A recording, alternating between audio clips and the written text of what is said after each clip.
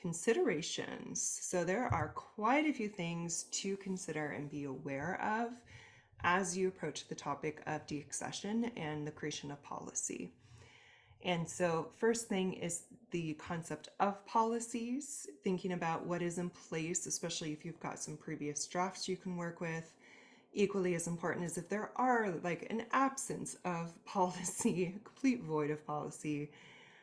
Thinking about agreements, in which case for deaccession, the deed of gift is most common, but any sort of agreement that you have relating to the maintaining of collection items, how they're cared for or gotten rid of, those kinds of things. Any sort of laws that take place, for example, we spoke of about the abandoned property law that we'll get into some more detail on. And then there are the ethics we want to consider, and I have some articles and headlines for us to take a look at when we think about ethics, when we're also thinking about feelings and feelings that come up for people when we're talking about disposal of things, and of course the optics, because especially in these last few years, there have been quite a few headlines that have garnered major eyeballs and viewership in terms of why are museums selling artwork? Is that even allowed? Is some of the public questioning. So, taking a look at how those optics have played out, especially in recent memory, and what that means in terms of consideration on our part. Because again, deaccessioning is a normal part of collections stewardship. We know that. Not a lot of other people outside of our jobs know that. And so that's part of the education piece, but you can also understand why that would be alarming if you didn't know that museums could deaccession items. That would also be quite shocking if you weren't aware of that being a normal thing. So we'll get into some detail for all of these. So first part, check the policies.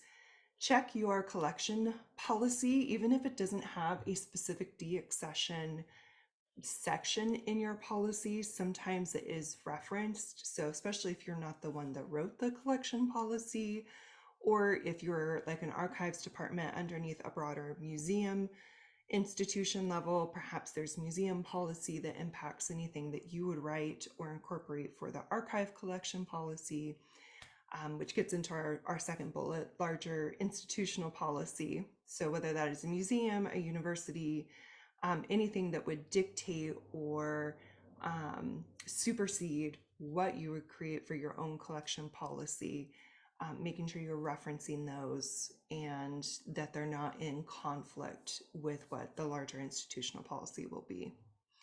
And then industry best practices or suggested policies. So we do have a section where we'll get into some of those examples, but as you're going through this sort of policy review, checking these different areas for where there may be policies to look at, policies to incorporate, policies to reference, as you either craft or update your own deaccession policy. Check the agreements. So first and foremost, what commitments were made to the donor?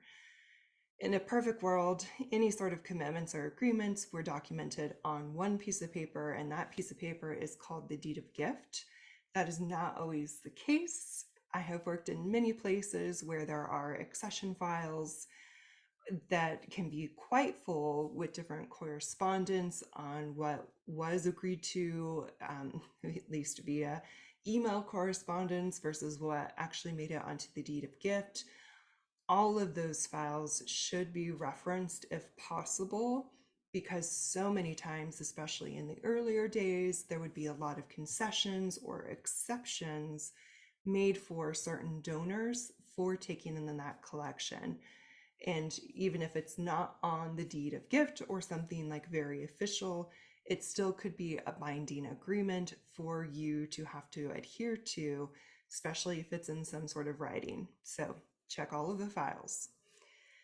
Second of which, whether there's that agreement in place or not, if the agreement's in place and it specifically states you need to offer it back to the donor first, then do that. That's what was agreed to.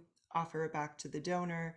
If the donor has passed, you offer it back to the next of kin. If there is no next of kin, or if they pass on it, then you can move to your next steps in your disposal, but do need to adhere to if there is that offer of return.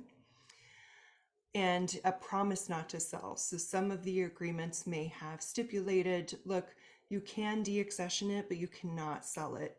So that means of your disposal methods, you, if not returning to the donor, if not selling it, perhaps you are transferring it to a different peer institution that could use it or have interest in acquiring it, or some sort of other method, maybe moving it to the educational collection or something.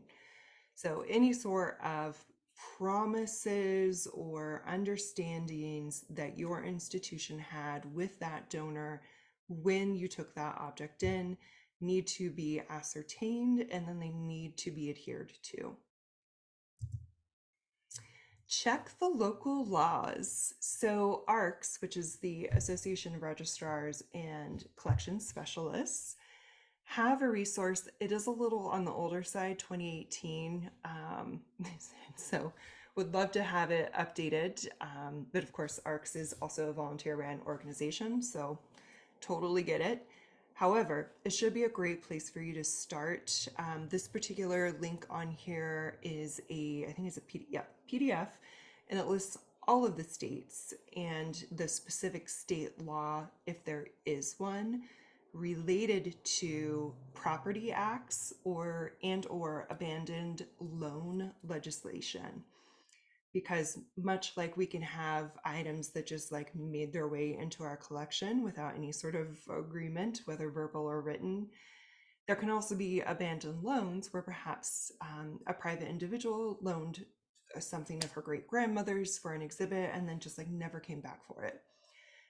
So they're sort of the two areas where things can make it to the museum and then never leave. And these different laws are documented through this ARCS document. Again, it was made in 2018, so definitely find and make sure you're referencing the most up to date for your state. However, this should be a great place to get you started, especially since, bless their hearts, they have also provided you a legal citation. So even if the link doesn't work, if you know how to interpret the legal citation, you can find what you're looking for there. So thanks to ARCS and this volunteer committee who put this together. All right, consider the ethics. When we're thinking about ethics, some of which will be covered in like museum and archives best practices, but in general, when we're considering ethics for any sort of decisions we're making with our collections that were made and enjoyed by humans, we need to consider the why, how, and the who benefits. So for deaccessioning, we need to think about why we are deaccessioning, the potential implications of deaccessioning, what potential harm could be done from that deaccessioning, or perhaps from the disposal method that we choose. When we're thinking about the how, so getting into if we're deaccessioning, the how of how we interact with that donor or their next of kin, the how in terms of whether we're choosing disposal in the trash versus disposal to the education collection, thinking about the how and the ethics around that. And then the who benefits. While there can definitely be very positive instances where the museum can benefit, whether reputationally or monetarily, you can also understand that the optics as well as the ethics can be questionable when we're seeing the museum benefit, but perhaps at the detriment to a cultural community that has already had a history of being mistreated and marginalized. So there are a lot of factors to consider when we're thinking about ethics, but to boil it down, it really is a do no harm mentality and focusing on all of the potential people that your decisions around deaccessioning will impact. So we'll get into some specifics for what that looks like in terms of policy, but just to get your brains thinking about what we mean about ethics and what the considerations are for us when we're thinking about deaccession ethics. And feelings. Feelings are a little bit different than ethics, but as you can imagine, there's quite a bit of crossover and parallel. And we want to make sure that we're considering, in addition to collections care, which is where we're coming from, in terms of wanting to take the best care of our collections based on the capacity and resources that we have. We want to consider the feelings of the public because for most of us, we are nonprofit, public serving institutions. And in fact, many of our best practices around deaccessioning refer to us, museums and archives, as a public trust, where we house public goods that are supposed to be of benefit to the public, which is part of the reason why it can seem so scandalous when a museum or archives gets rid of something that is seen as something that was for the public. So, considering the feelings of the public, number one.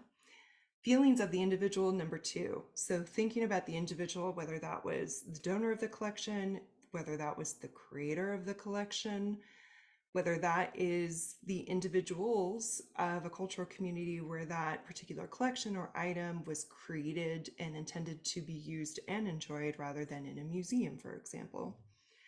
And the feelings of the field. And I don't know if I would have added this bullet point if this was a couple of years ago, but when we take a look at the headlines a little later in this webinar, and if you read some of the articles that we share later, you'll notice and pick up on a lot of feelings from the field about what some of our other peers were doing and the decisions they were making. So while I would hate to have other outside peers dictate necessarily what your deaccession policy is or the choices that you make, you do need to be aware of and perhaps consider the feelings of those peers in the field. So you'll see what I mean in a little bit. And then finally, consider the optics. So the public perception is that museums and archives should never dispose of items.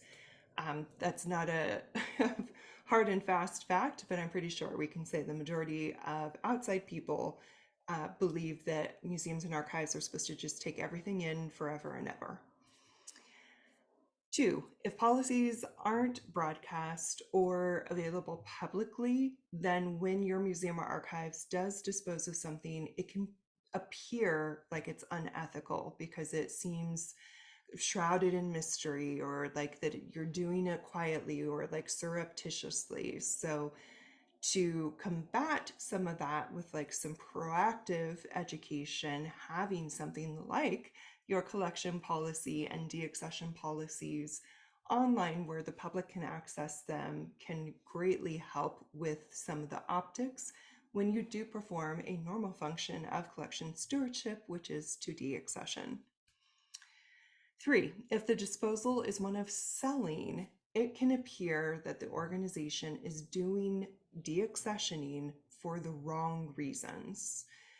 So again, optically, like if it appears that the museum is benefiting, especially in a monetarily sense, if it's getting money, it can seem suspicious to the public who again thinks that museums and archives keep everything forever and ever and that they should never financially benefit from their collections. And then finally, if the disposal is one of destruction, it can seem that the organization is doing something it shouldn't. So selling is like a hot button, but also like disposal, destruction, like recycle, burning, burying, throwing away can also seem incredibly counterintuitive or like anti anything that museum and archives are supposed to stand for, which is like to preserve everything forever and ever. So as you can see, some of these optics, you're performing something in a way that you should. Deaccessioning is normal. You have a deaccessioning policy. You're doing deaccessioning, which according to policy. So like nothing should be scandalous here. And yet, because optics are created by an external and very public perception, you need to be aware of what that public perception is, what their understanding is of, in this case, the act of deaccessioning, and how certain activities of deaccessioning can make it seem like we're doing something bad, something wrong, something shady, something bad. So being aware of the optics so that you can be proactive and transparent and communicative is incredibly important if you don't want to become a bad headline.